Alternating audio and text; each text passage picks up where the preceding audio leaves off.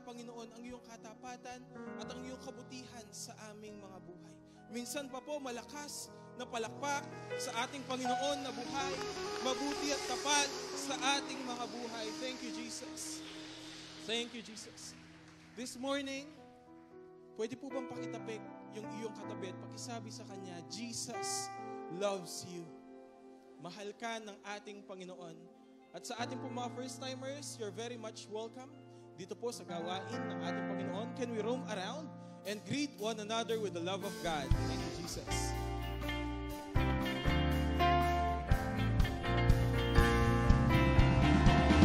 This is the day that the Lord has made. We will rejoice and be glad in it. This is the day that the Lord has made. We rejoice and be glad. Oh, this is the day.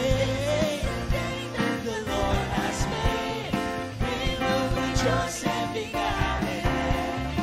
This is the day that the Lord has made. We rejoice and be glad in it. We rejoice and be glad in it. We rejoice and be glad in it. Malakas na palakpak sa ating Panginoon. Maaari na po tayong makaupo. Thank you, Jesus. Sa punto pong ito, tayo po ay darako sa ating pong pagkakaloob, ating pong ihanda, ating mga kaloob sa ating Panginoon ngayong umagang ito. Thank you, Jesus. Thank you, Jesus, for your faithfulness, O God. Minsan pa po, inaanyayahan ko pong ang lahat na tayo po ay yumuko at tayo po ay manalangin. Thank you, Lord. Thank you, Jesus. Father God, we're so much grateful, Lord, for your faithfulness, Panginoon, sa aming mga buhay. Hindi lamang, Panginoon, sa aming mga pinansyal na nagiging tapat ka, kundi sa bawat aspeto ng aming mga buhay, Panginoon, sinasamahan niyo po ang bawat isa sa amin. At ngayong umagang ito, Panginoon, ang aming mga puso ay punong-puno ng pasasalamat at kagalakan na magbigay, Panginoon, sa iyo, sapagkat ito, Panginoon, ang lahat ng mayroon kami ay nanggaling po sa inyo. Ito ay pasasalamat ng aming mga puso. Kaya po ito, Panginoon, ang aming panalangin ay magbigay ng kaluguran sa inyo pong pangalan. Muli, ito po ang aming samot panalangin sa pangalan po ng aming Panginoong Yesus. Amen. Amen.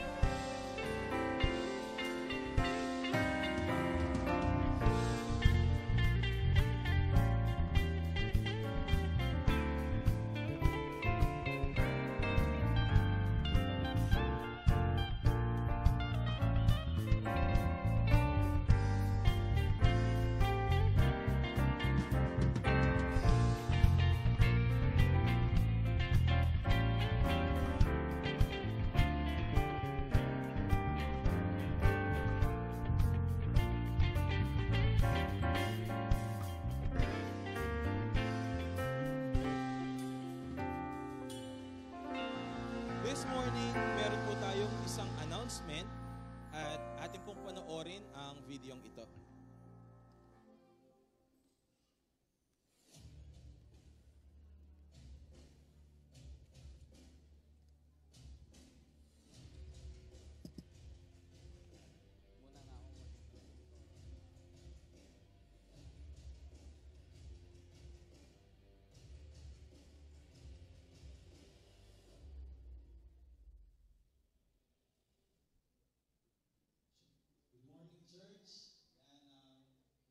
worship team are inviting everyone po ng may heart to serve and may skill sa worship, not just for vocals and for instrumentalists. And by the way, I am Jello and I'm here with Miko.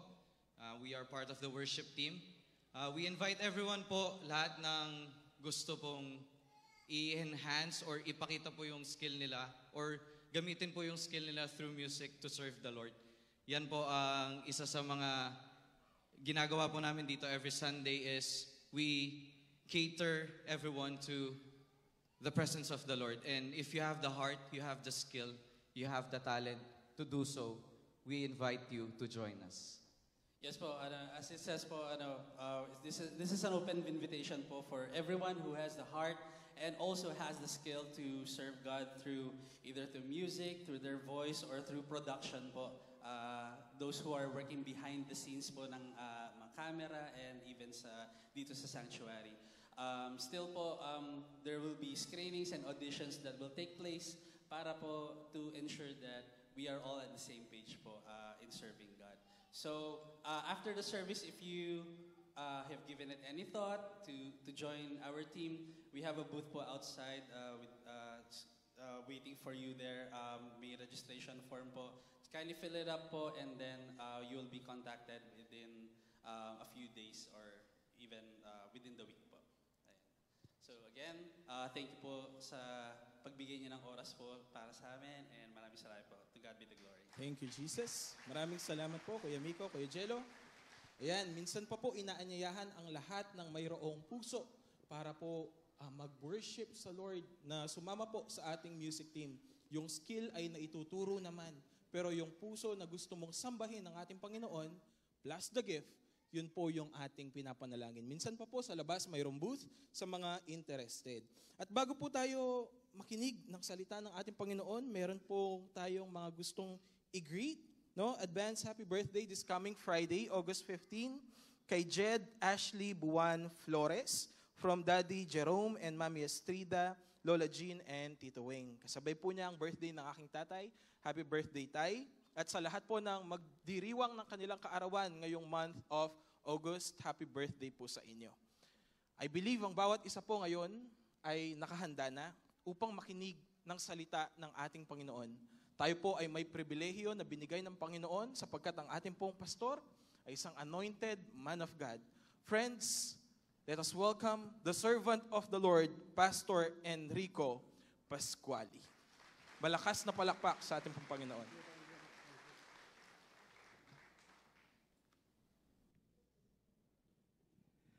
Magandang umaga po sa inyong lahat. So, I see old faces, and then si Doc Quezon kasama ng kanyang magandang may bahay. Kararating lang din po, ayan. Let's welcome them. And bawat isa po sa inyo, ako po si Pastor Rico. Nagpapastor po sa Italy and sa Toscana, meron po tayong 3 churches ngayon, Empoli, Pisa, and Luca, yung bagong bukas. And then sa Rome, 2 yung church po natin. Dahil malaki-laking lugar po yun, ginawa nating Rome 1 and Rome 2. And then sa Paris, meron po tayong church din po yun. Mga pioneering church po, mostly na mga churches po natin doon. And, ayan.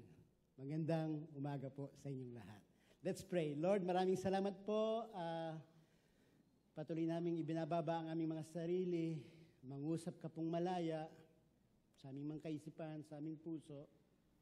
Malaya kang kumilos, Panginoon. Magpagaling ka, magpalaya, magligtas sa umagang ito.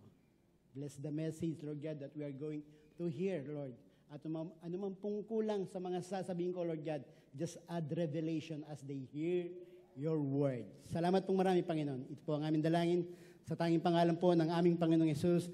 Ang lahat po'y magsabi ng malakas na Amen! Yes! Hallelujah! Thank you, Lord. So, pinagamatang po siyang ang ating mensahe ngayon ay gagalangin ko na, which is the pursuit of excellence. So, kailangan nating galingan sa kapanahunan po natin. The Italian people are famous for their food kasi excellent po silang magluto. Simple lang, madali lang lutuin. In 15 minutes, makakaluto ka ng masasarap nilang pagkain. How do they do it? Nasa kultura na po nila yan. Kaya nga po yung slogan nila ngayon, Italy. Yun ang kanilang bagong slogan. Talagang napaka sarap naman po. Ayan, nakasama namin si Doc doon, mga ilang panahon sila, 3 beses ata silang nagbalik na. And famous din sila sa moda, sa kasuotan. Actually, pag lumabas sila doon, mga Italian, hindi mo marirecognize yung katulong, tagapaglinis ng daan, whatever yung job na, halos para-pareho po kasi mahilig talaga silang pagbutihin yung pagbibis nila. And they were really excellent sa paggawa po ng damit. Si Trussardi, Valentino, Armani, name it, nasa kanila po yung mga modang magagaling pong gumawa ng mga damit. Kaya nga po yung meron pong isang nagturo datin, you must dress for a party lagi. Dress for a party. Pag lalabas ka daw, dahil maikli lang yung buhay, isuot mo yung pinakamagandang damit mo. Whatever you are doing. Yun, sinanay po namin yun. At least decente ka. Yung bang tricycle driver ka na nga, tapos yung forma mo, tricycle driver pa. Parang gano'n, Sila hindi po gano'n. They don't mind. Maikli lang ang buhay. Enjoy mo. Isuot mo yung pinakamainam mong damit pag lalabas ka. At least yung decente. Amen? That's a good trait po nila. And then lastly, yung tinatawag na Dolce Vita. Sabihin po natin, Dolce Vita. May film yan, di ba? So, ang konsepto naman po nun, kalma ka lang sa buhay. Huwag magmamadali lagi.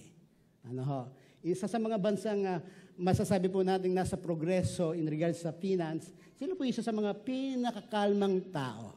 Actually, dito, kung maglalakad ka ng mga documents mo, kung dito tatapusin ng in 2 days or 1 week, sila po 1 buwan. Kasi, kalmati, sasabihin sa'yo. So, magkakalma ka nga naman. So, but it really helps you na mag-relax ka sa buhay, na parang, lagi parang maubusan ka ng oras, and then lahat ng trabaho kukunin mo para mapunuin mo yung gusto mo. Pero sila, kaya nga po yung sa Italy, may mga restaurant lang nasa labas, yung kakapi-kapi ka lang doon. O kaya, chill-chill ka lang. And really good. Nakikita mo mga tao, turista, iba-iba, nakaka-relax po. Actually, mayroong akong napanood ng isang yung American, sabi niya, nagpunta ako doon, sabi niya, yung life nila, sabi niya, gusto ko yung ganon. Dito sa Amerika, may 3 trabaho, 4 na trabaho, talagang ragasa, sabi ganon. So, short, view lang kung paano yung buhay sa Italia. Sabi mo sa katabi mo, Dolce Vita tayo. Kalma lang. Okay. Anong ibig sabihin ng excellence? It's doing things well, decently, and in order. Magkaiba po siya being perfect and excellent. Yung perfect kasi parang hindi ka pwedeng magkamali and then parang pagagalitan ka na niya o pag nagiba yung number, pag nagiba yung kulay o pag nagiba yung expectation niya, parang madidismaya. Where excellent is, yung po sila yung nagbibigay ng puwang para pwede kang mag-umpisa ulit kahit nagkamali ka. Do it better. Kaya mo yan. Yan ang mga ganyang spirit of excellence. So pag-usapan po natin, ano yung mga dapat nating pagbutihan, galingan sa ating mga buhay. So mula sa araw na ito, I want you to have this word na kailangan gagalingan ko na ngayon. So marami po tayong dapat gagalingan sa ating mga buhay. Una, kailangan galingan natin yung buhay natin. Narinig nyo na po, reminder na lang po sa inyo to, yung testimony natin, yung patutuon natin sa ating mga tao, sa ating kapaligiran, sa ating mga kapitbahay. Sabi na salita ng Diyos, so whether you eat or drink, whatever you do, do it all for the glory of God. Do it all. Napakasimple, kakain ka, matutulog ka, do it all for the glory of God. Kung may mindset tayong ganito sa ating mga buhay at ang standard natin lagi sa ginagawa natin para mag-glorify si Lord, magiging excellent po tayo sa uri ng pamumuhay natin. Kasi ginagawa mo ito para sa Diyos. Hindi para sa sarili mo o ma-impress ang ibang tao, it's for the Lord. Kung bang patatawarin ko ang asawa ko ngayon, it will glorify God. Yes. Kung ako ba ay pipilitin kong mahalin yung kaaway ko, it will glorify the Lord. Mag-glorify pa si Lord doon. Yes. So gawin mo. So yun ang standard mo. Kung bang patatawarin ko siya kagad at i-release ko na yung forgiveness sa kanya, mag-glorify ba si Lord? Of course. So, gawin mo. Whatever glorify God sa lahat ng antas, uri ng mga ginagawa natin sa buhay, gawin po natin. Lalo na kapag glorify ang ating Panginoong Jesucristo. Amen. So, it's really about training yourself para sa ating mga buhay. Kasi, positionally speaking, according to the Word of God, we are forgiven, made righteous, made holy, not because of what we have done, but because of what Jesus has done on the cross. Tama?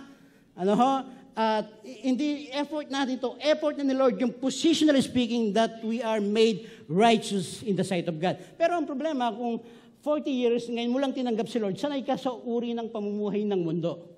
Sanay mong kakampi sa Satanas. Sanay kang manggulang, sanay kang isipin mo lang ang sarili mo. But the moment you receive Jesus, positionally speaking, whether you like it or not, ikaw ay banal na, ikaw ay tinanggap na ng Panginoon, ikaw ay pinatawad na ng Panginoon, ikaw ay nilinis na. Kaya nga, you have to train yourself sa bagong buhay mo ngayon. Amen. But positionally, don't be guilty. Si Satanas na lang magpapaalala sa'yo at paminsan-minsan yung asawa mo. But really, it's not God who will remind you dun sa past mo. Kaya nga, you have to train yourself to be, ang sabi ng salita ng Diyos. Sige, basahin po natin all together. So, you eat or drink, whatever you do it for the glory of God. Yung next verse po natin, yung sa Timothy 4:7. Po. Okay, all together. Have nothing to do with godless meat, old wives' tales, rather, train yourself to be godly. So, assignment po natin yon. Hindi na assignment ni Lord dito. Responsable po natin yung baguhin yung mga ways of life natin, mga baluktot na pag-iisip, baluktot na pangangatuwiran. Nasabi ko po kaninang umaga, kami pong mag-asawa, after 30 years, may mga heated arguments pa rin kami. Sinong wala? Sinong meron? Ay, wala. Kukunti lang. Sana kunin na kayo ni Lord. No, biro lang po yan.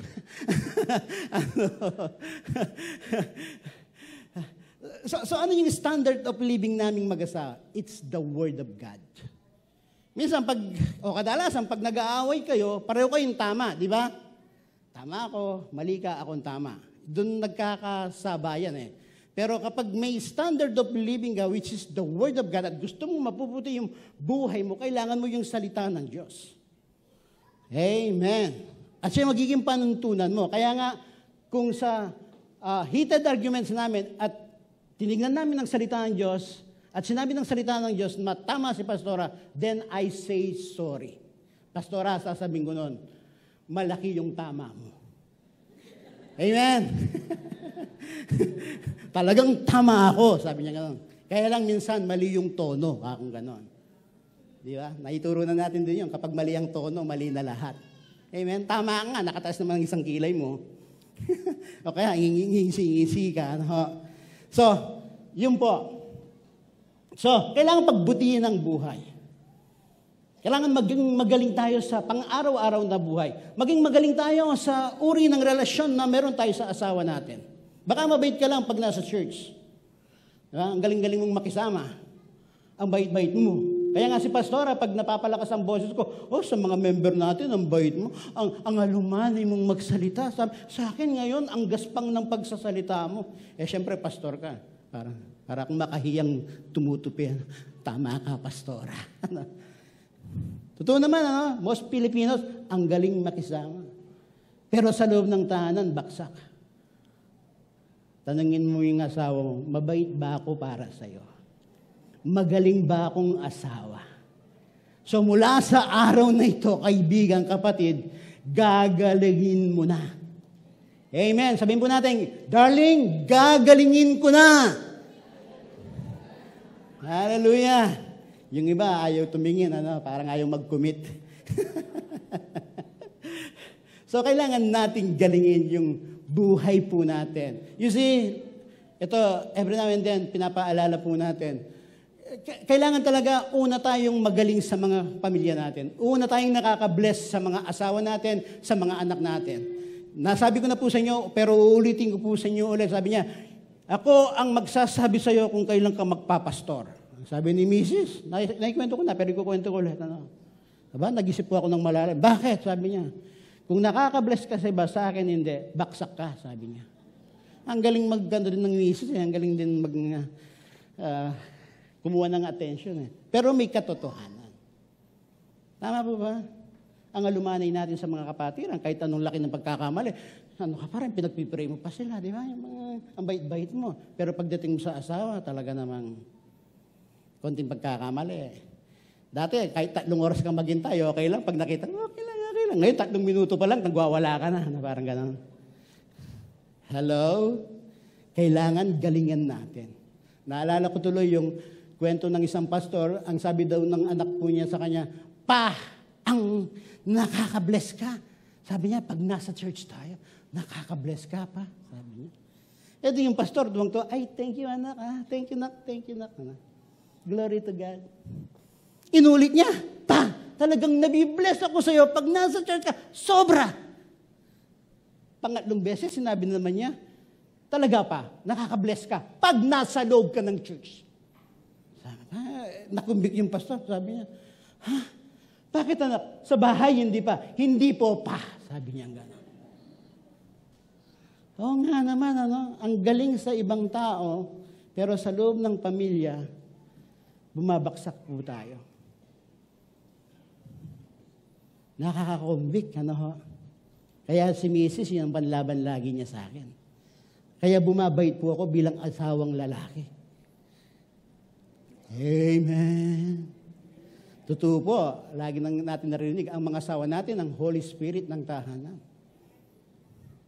Masakit man tanggapin, katotohanan po yan.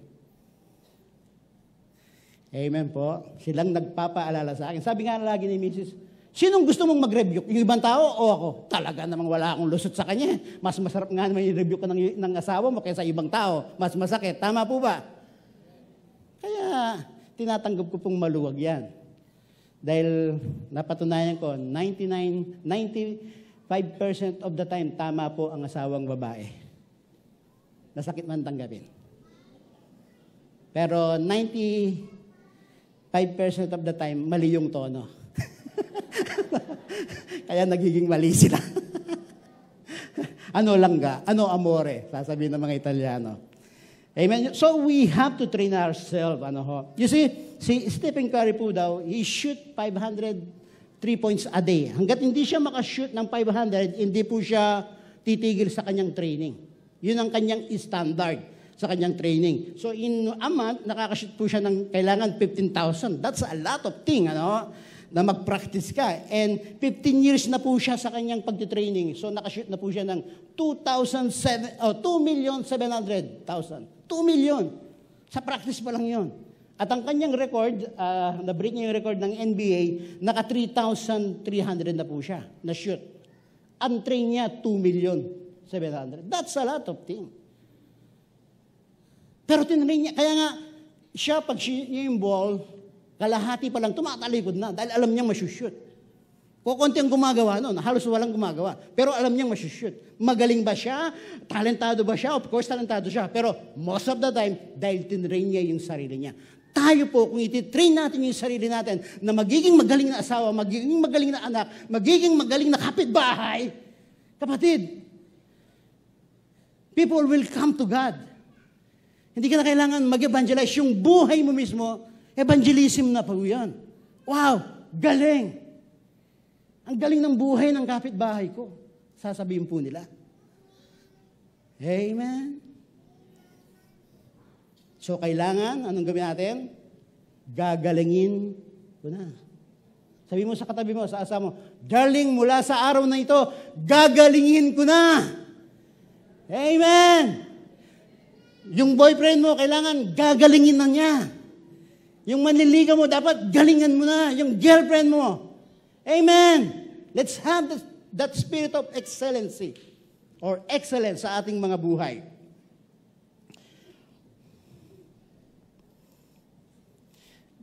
Yung pong pinaka-ideal lifestyle natin bilang isang Kristiyano is yung the way of love. Mabilisan lang po. Ang sabi ng salita ng Diyos 13:4, ang pag-ibig ay matiyaga.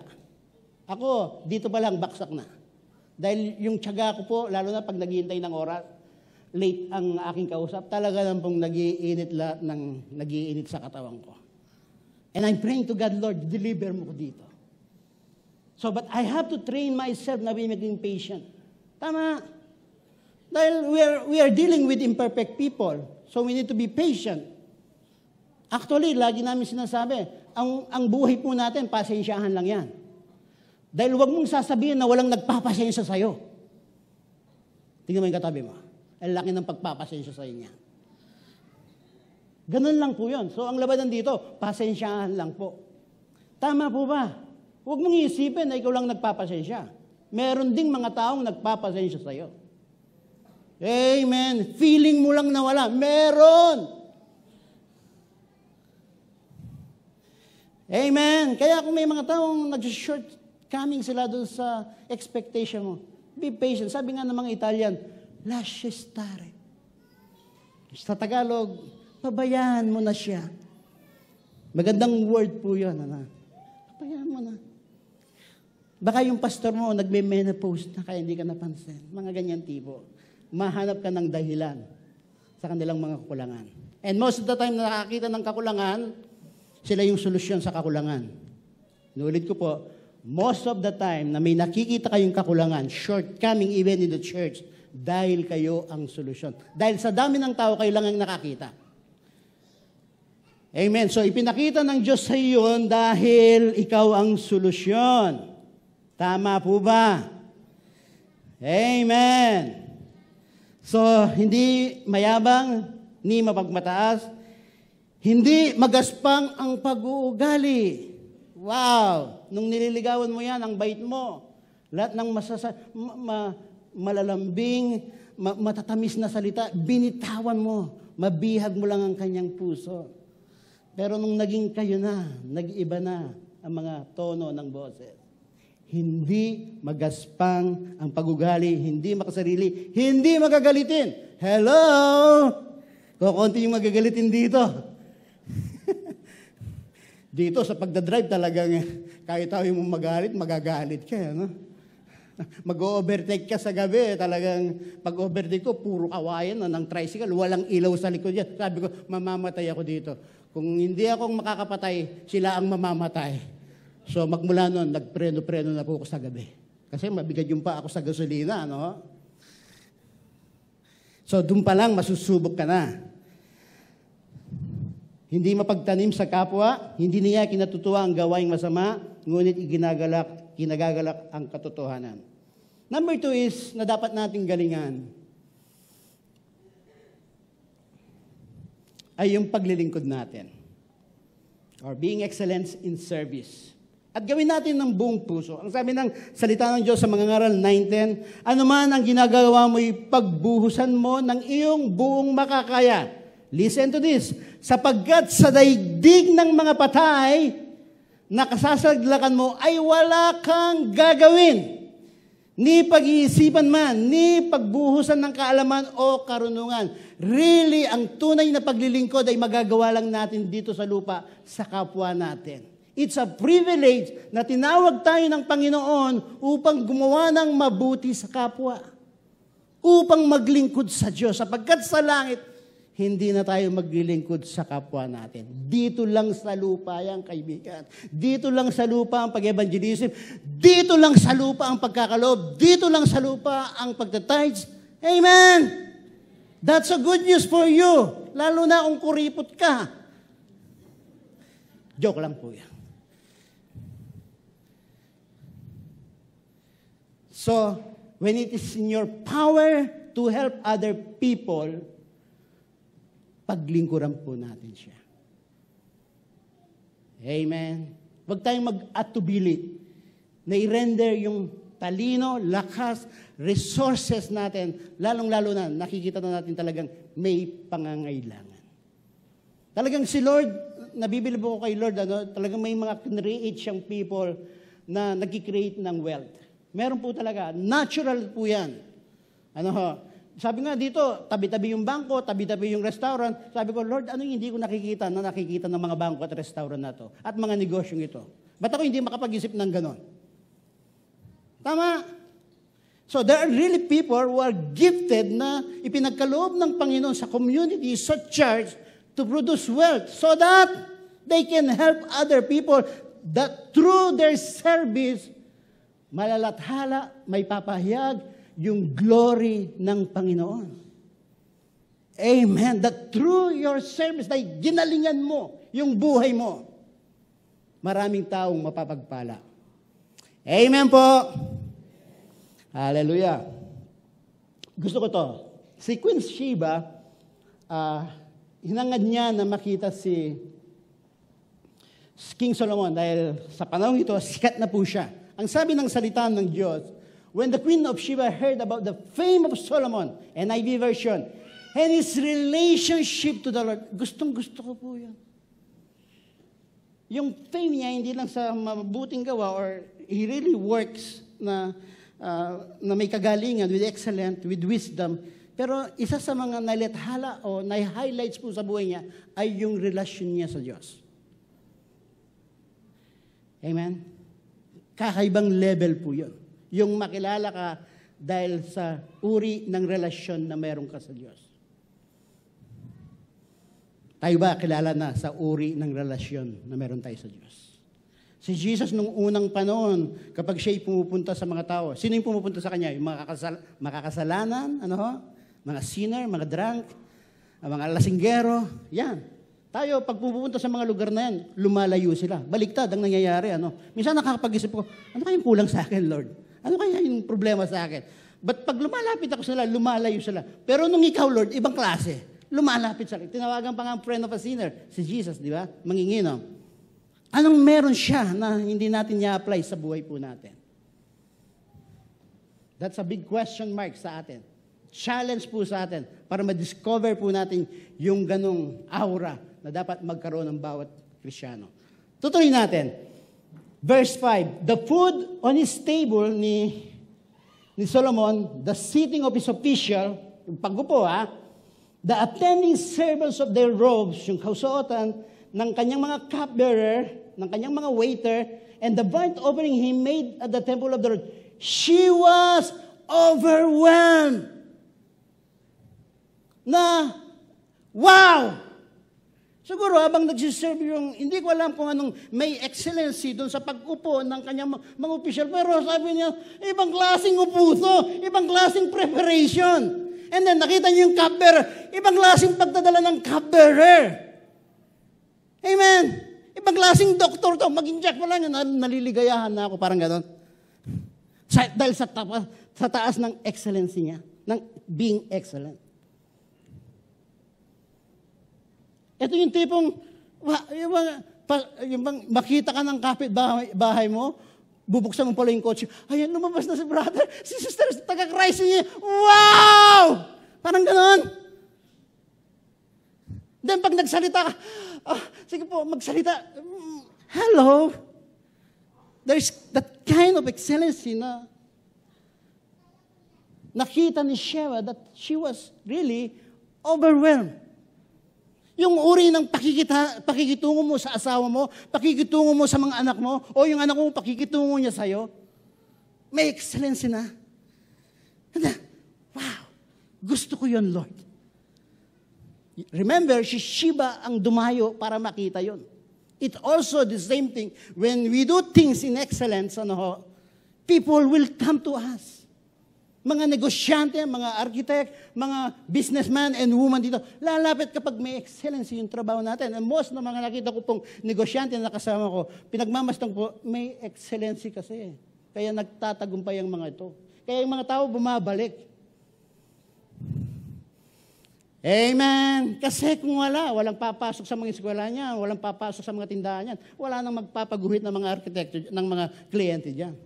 But because they do things in excellence, people come to you. It's the same thing. Bilang isang Kristiyano, kung gagalingin lang natin, pakisabi sa katabi mo, mula sa araw na ito, gagalingan ko na. Amen. Isa sa mga life question ko, every year, at sinasagot ko, dahil akong nagtatanong sa sarili ko, pwede naman po yan, Sabi ko, ginawa ko na ba yung best ko talaga kay Lord? Every time natatanong ko sa sarili ko, sinasabi kong hindi pa. Dahil alam kong may ibubuga pa. Dahil alam kong pwede ko pang pagbutihan, pwede ko pang galingan. Amen? Each and every one of us na nandito, tatanungin ko kayo, ginawa niyo na ba talaga yung pinaka-best nyo kay Lord? Alam kong hindi pa. Dahil alam yung may igagaling pa kayo. Amen? The way you give, the way you serve, the way you treat people, the way you treat your husband, your wife, anak mo, pagiging anak mo. Amen. Yung may anak kang tipo na,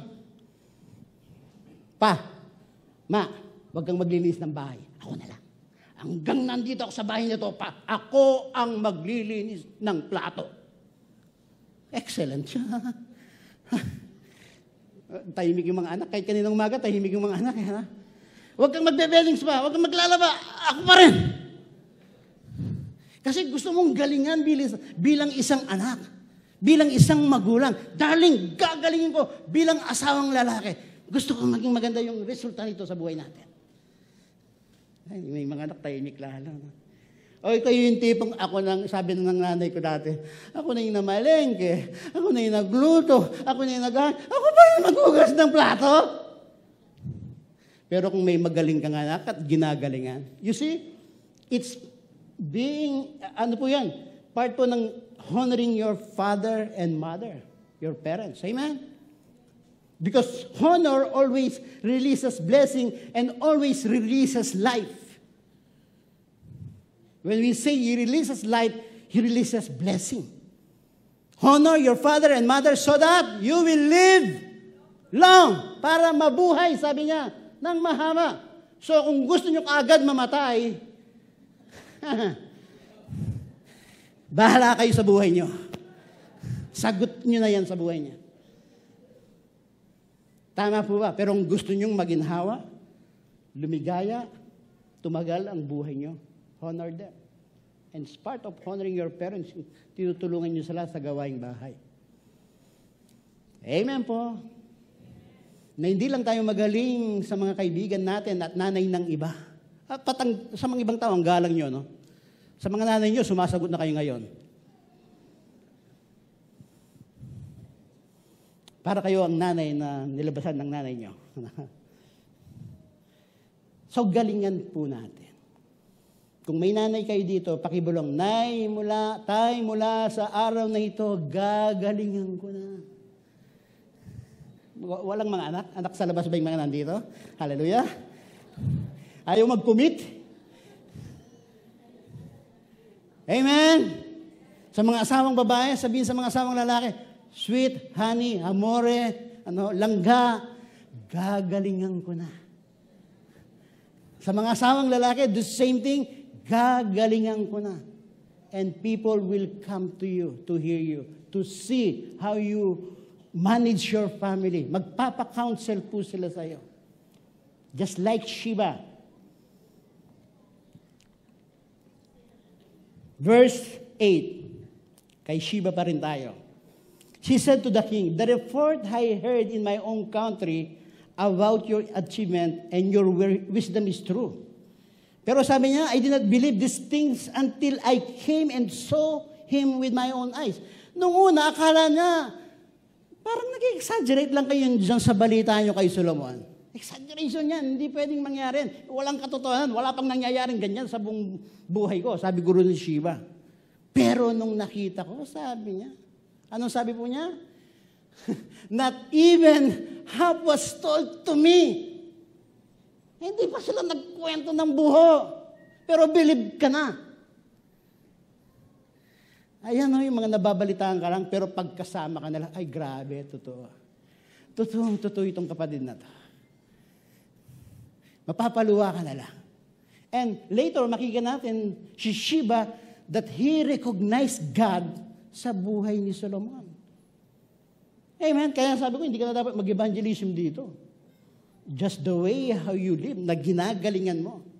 People will recognize God sa iyong buhay. Amen. Sabi ko kanina, itong message na ito, hindi po siya adapt sa akin because I am not excellent person.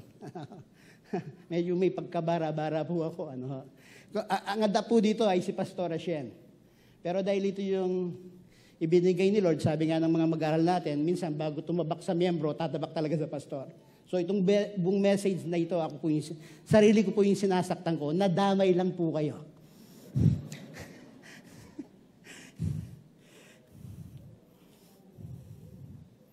Not even half was told to me. In wisdom and wealth, you have far exceeded the report I've heard. Grabe, ano ha. I hope, really, nandito na naman tayo. Tayo mga lingkod na ng Panginoon. Tayo ay nagkakaloob na rin. Let's give our best. Galingan na natin. Todo. Kaya yung beginning this day, really, i-claim natin yung, Lord, gagalingan ko na po talaga. At gusto kong makita, Lord, kung paano ka gumalaw when I excel sa mga bagay na ipinapagawa mo sa akin. Nagpunta po kami sa Las Casas, Pilipina. May mga mabubuting pusong nag-sponsor. Ano, ho. Pero really, I really like that place. Kasi yung yung founder nun, ang ginawa niya, imbes na collection ng mga kwadro, malilit na object, ang collection niya yung mga lumang bahay. So pag nandun ka, really, pag kinikwento niya yung story ng bahay, parang bumabalik ka dun sa, bumabalik yung pagiging diwa ng Pilipino. Ano ho? And then yung kinikwento yung istorya po nun, talagang connect ka. But the thing is, yung taong ito, ginawa niya with excellent yung lugar na yan. Talagang, sasabihin mo sa sarili, babalik ako dito, parang gano'n. And then, kung may mga kamag-anak ako, gusto kong dalhin sila. Yun ang tipo ng vibes. Ano ho, sabi nga nung mama,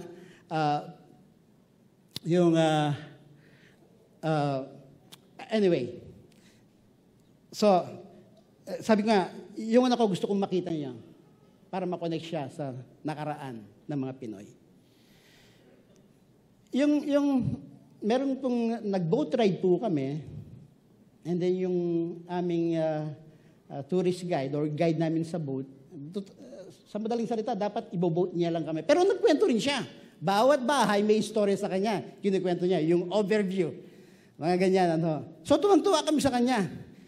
Dahil sa ginalingan niya talaga, hindi lang siya nagbo-boatan ho, pero talagang nagkukwento siya, talagang mapapatawa ka sa kanya, mag-enjoy ka. At di ka mahiinip sa pagbo-boat ride niya. So, nung bababa na po kami, wala kaming ibang option kundi magbigay ng tip. Ako'y bumubunot na lang. Kaya lang nakita ko yung iba, bumubunot. Hayaan ko na lang sila. Sabi. Pero kung walang magbibigay, no, yung mga kasama namin, halos kami nakita ko, bumubunot po sila. Kasi excellent yung kanyang ginawang pagtutour guide sa amin. You see, kapag ginagawa natin with excellence yung ating mga ginagawa bilang isang Kristiyano, walang ibang option si Lord kundi pagpalain ka. Amen! Yung pag-host mo dito, galing, bro. Pinagmamasdan kita, galing ng batang ito. Kaya gusto kong bumunot pag nakikita kita eh. Amen! Pag na-bless ka, kailangan magtanim ako rito. Mga ganun tipo. Amen?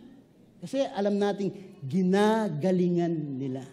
Galingan lang po natin. Magtatagumpay tayo.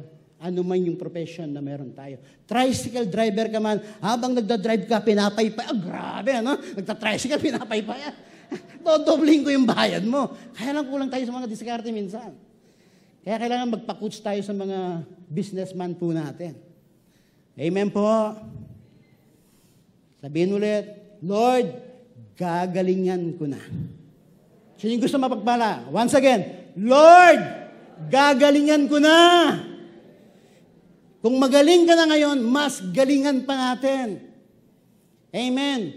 Upang hindi na tayong maghanap sa mga kliyente, sila na ang maghahanap sa inyo.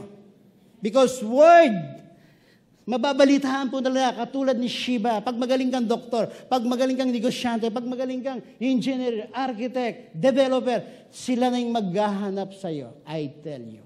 At nangyayari na po. Amen po. Palakpakan natin si Lord.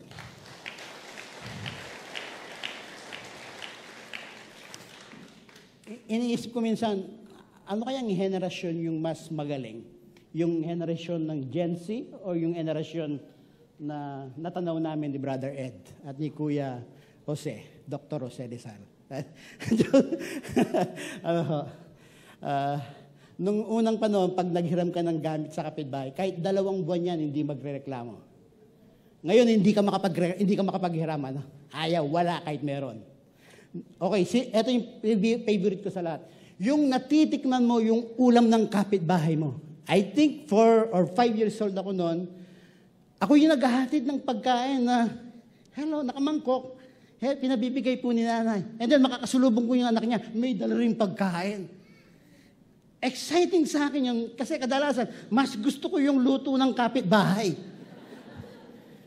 Para lang yung pag nag-order ka sa restaurant, ano, kumakain ka din, nakita mo yung mukhang mas masarap pa tayo, no? Parang ganun, ano. Sino po yung nakayanasan dito? Yung hatiran ng, palitan ng ulam sa kapitbahay. Dito po. Dito po. Ay, si tatay sigurado. Dito, mga Gen Z to, wala na kayong alam doon. Ano, ha? Dito, ayun, sigurado yun. Dito po, ayun. Nakita po natin, ang sarap ng pakiramdam. Kagaling ng mga tao noon. Hindi mo nakita yun, bro. Pero nakaka-enjoy po yun. Lalo na yung bayanihan. Tama? Really? Pag yung kapitbahay mo, may jeep siya, sumakay ka sa kanya, walang bayad yan. Tama, kaibigan mo yung kaibigan ko po, tatay ko, ay, sige, huwag ka magbayad, kaibigan ko yun. Tama po. Ang sabi ng nanay ko ngayon, kailan lang sabi niya, itong, hiho, sabi niya ganon. Sa panahong ito, yung mga bata dito, sabi niya ganon, pag inutusan mo sila, kailangan bayaran mo, sabi niya. Alam ba, pakuha ko na sila ng bayabas, babayaran mo, pero kumukuha din naman sa the same thing, sila din naman kumukuha, naghihingi dun sa bayabas na yun. Pero pag inutusan ko, kailangan ko silang bayaran. Hello? Ngayon, puro may bayad, ano? Minsan, dahil yun ang mentalidad ko dati, kilala naman ako nito, ba't di ako nililibre? Parang gano'n. Pero rightful lang po na bayaran natin yung mga professional natin. No? Hindi ko sinasabi ito para to take advantage of you. Pero sinasabi ko lang, ang ganda, ang galing ng mga kapitbahay. No? Amen. Tahimik yung mga Gen Z. Pero ngayon naman, ang uso naman yung imbitahan naman. Ano? Yun naman ang ating pinalit po doon. Tayo na ang naglilibre.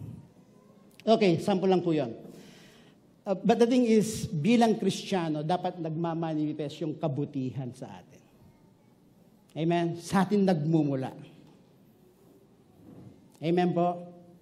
Dapat natural ito sa atin. Amen? Ito'y pagtatanim din po. Ako po'y I do believe ay bunga ng pagtatanim ng lola ko. How we serve the Lord. Hindi po kami mayaman, masasabing talagang mahirap, dahil dumadanas ng pagdildil ng asin.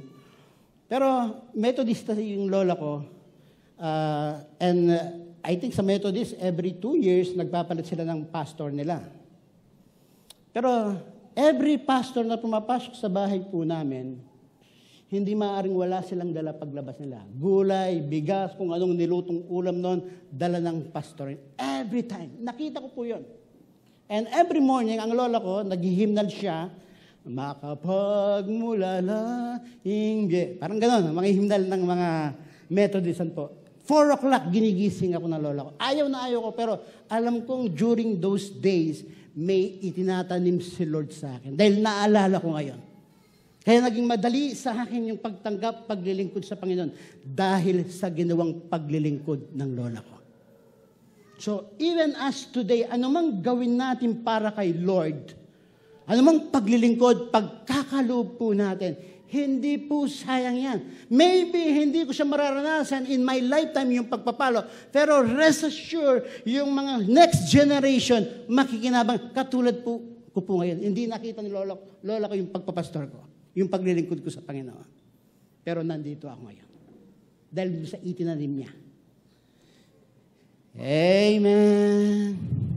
Kaya sabi ng salita ng Diyos, huwag tayong magsawa sa paggawa ng mabuti because in due time, God will reward us. Because God is a God of rewards. Amen. Sige, palakpakan po natin si Lord.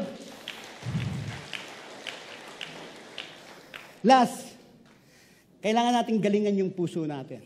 Itama kung ano yung nasa puso. Maging excellence po yung puso natin. Most of the time, sinasabi ng mga magulang natin or ng mga lola natin, bago mo sabihin, isipin mo muna. Tama? Hinay-hinay. Isipin mabuti. Pero the truth is, most of the time, hindi natin iniisip yung mga sinasabi natin. Most of the time, kung ano yung laman ng puso ang sinasabi natin. Because our heart, meron po siyang memory. Ano ho? Kaya nga, out of the abundance of the heart, the mouth speak. Kung ano yung laman, siya ang automatic laging lalabas. Kaya hindi mo na siya iniisip. Kaya nga, kung puro chismis ang laman ng puso mo, guess what? Chismoso at chismosa ka.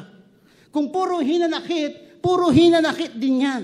Kung puro problema, pag nagsabi ka sa taong may problema, mas malaki pa yung problemang kasi yun ang laman ng puso.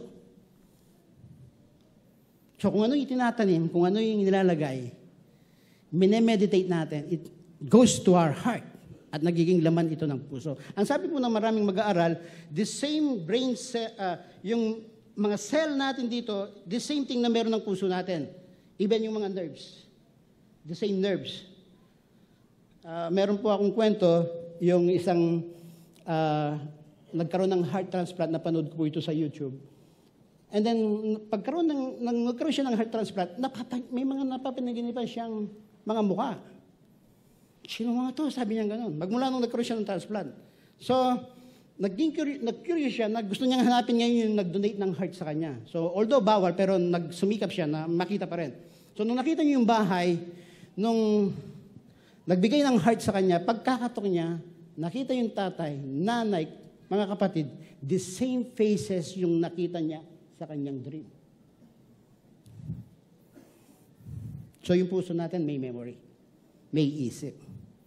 Kaya out of the abundance of the heart, the mouth. Kaya ingatan natin yung puso. Kasi pag tama yung puso, nagiging madali ang lahat. Amen. Madaling magpatawad pag tama ang puso. Madaling magkaloob pag tama ang puso. Madaling magpatawad. Madaling magmahal kapag tama ang puso. May series po ako nito. Kapag tama ang puso, madali lang. Pero pag mali, kahit anong ganda ng preaching mo, kahit anong ganda ng project mo, kahit in-explain mo ng mabuti, pag mali ang puso, may masasabi at masasabi kasi mali ang puso. Amen. Sabihin po natin, kapag tama ang puso, madali lang. Madali lang kapag tama ang puso. Amen. Palakpakan po natin si Lord. Paano natin tatama yung puso natin? Kailangan magkaroon po tayo ng heart that seek God. Nang hinahanap, priority ang Diyos sa buhay niyo. Ito yung uri ng boyfriend, girlfriend na hanapin niyo. Yung tahong naghahanap sa Diyos at natagpuan na ang Diyos. Amen? Si Shiny po, bago siya nagka-boyfriend, naka-live tayo ngayon, baka pagalitan niya ako. But anyway, ang sabi ko sa kanya, anak, bago ka mag-boyfriend, pa-interview mo muna sa akin, sabi ko. So, kasunduan, maliit pa lang, inano ko na siya. Hinupnotize. Sinabihan ko na siya. So, nung mayroong nagkakagusto sa kanya, dinala niya. Obviously, may pagtingin. And then, in-interview ko yung bata. Basic principle in life, basic things about the Bible, about life purpose, wala siyang maisagot.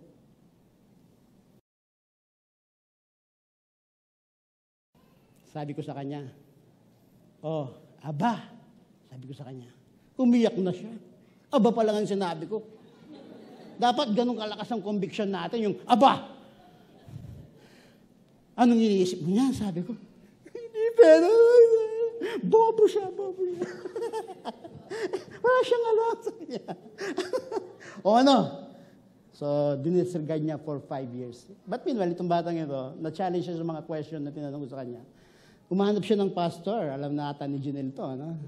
Umahanap siya ng pastor, nagpa-mentor siya. Aba, sabi niya, after 5 years, pwede daw siya mag-interview ulit. Sabi ko, pwede naman, kaya lang, ibang question na, siyempre.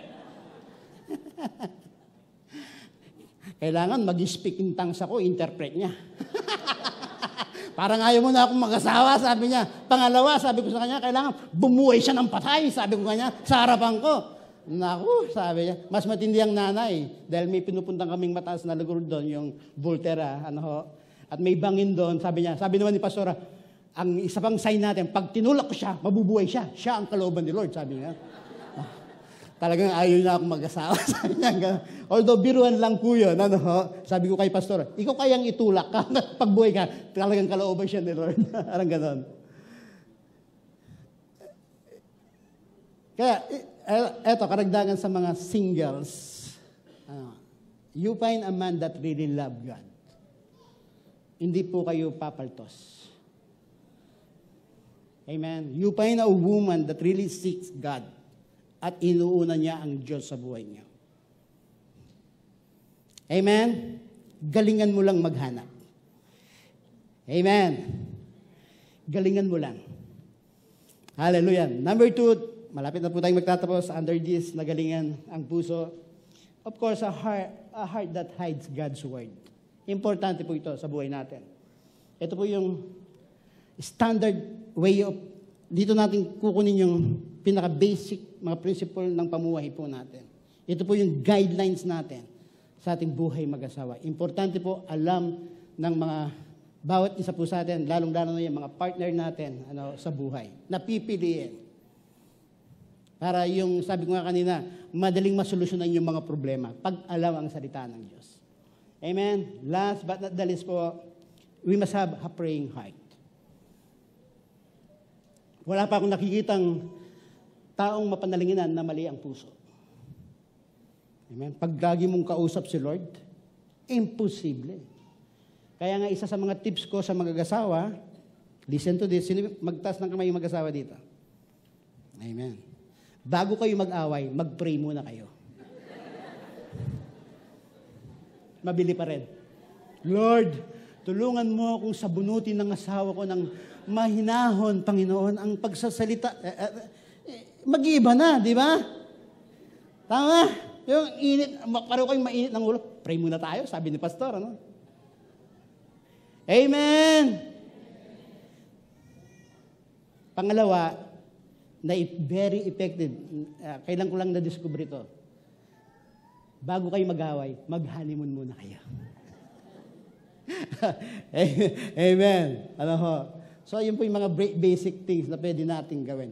Pwede niyong i-train yung sarili niyo. I-train niyo rin mga kababaihan na nandito. Alam ko, yung mga emotion nating Pilipino, laging high. Lalo na paggalit. Pero i-train niyo rin yung sarili niyo na iba yung conflict, iba yung arguments dun sa pagsasama niyong dalawa. Nasabi ko na dito to, pero ulitin ko pa rin. Kasi dito, bilang Kristiyano, dapat wala nang outside the Colombo o isang buwan kang hindi kakausapin o isang linggo. Sanayin niyo po, never sleep in the night, huwag kayong matutulog sa gabi, na hindi kayo maghahalikan o nagsisay, I love you, kahit gaano katindi yung arguments.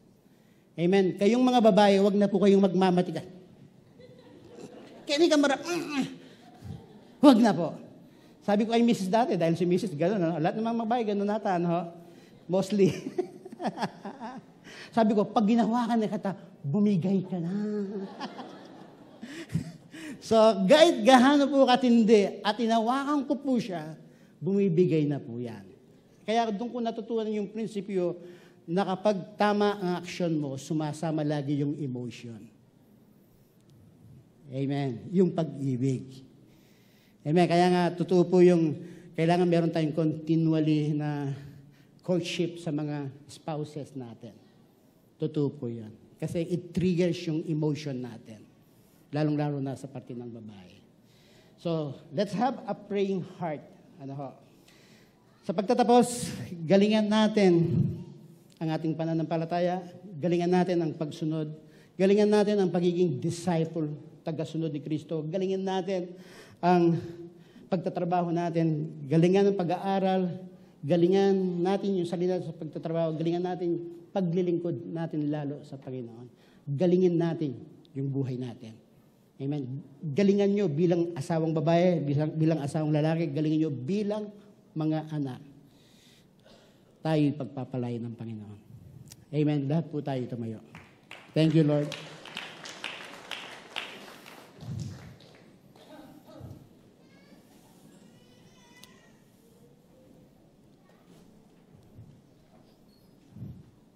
Hallelujah. Gusto ko po yung bawat pamilya ay magawak-awak ng kamay or magkakasama po kayo. Dahil yung pagiging magaling dapat laging nag-uumpisa sa pamilya. Really, kung may mga pagkukulang po kayo sa kanila, pisil-pisil na lang ng kamay, gets ko na yon. Dahil parang may mga pagkukulang na dapat kong gawin, na dapat gagalingin ko pa na hindi ko nagana. Even sa mga anak po natin. Galingan po natin, una sa loob ng pamilya. And the blessing of the Lord will flow sa ating mga buhay.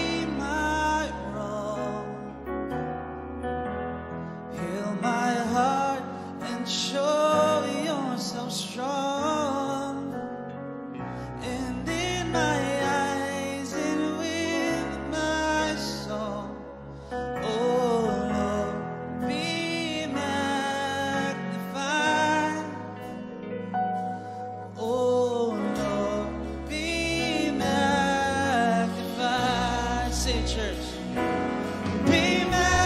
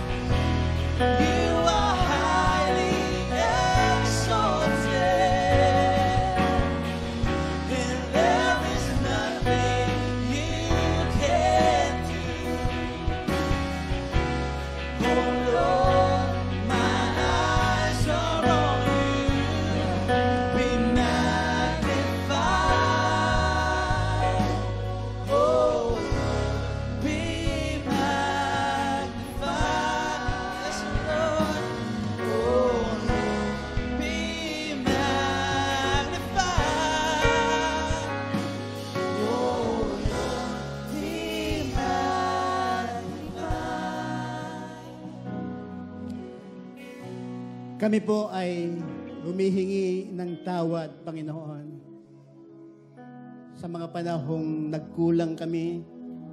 Una sa iyo, O Lord, na hindi namin ginalingan yung aming paglilingkod, yung aming relasyon, Lord God. Patawad po. Pangalawa, Lord, sa aming mga sarili, kanya-kanyang pamilya, sa asawang babae, sa asawang lalaki, sa mga anak, o bilang anak, Panginoon. We ask for your forgiveness, Lord God. We ask for a new heart, Panginoon, na itama ang mga puso po namin, Lord, para maging madali lang, Panginoon. Tulungan mo kami, Lord God, na mapaglingkuran ka, mapaglingkuran ng aming kapwa ng buong kagalingan. Tutulungan mo kami, O Diyos, because we want to excel in this life.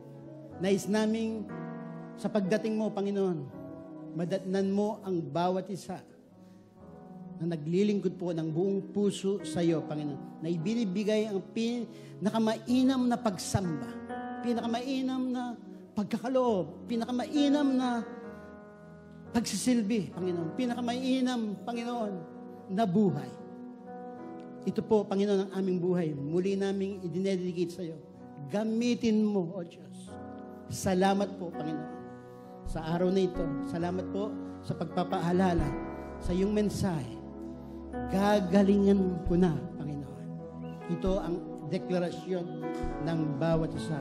Ito po ang aming dalangin sa tanging pangalan ng aming Panginoong Yesus.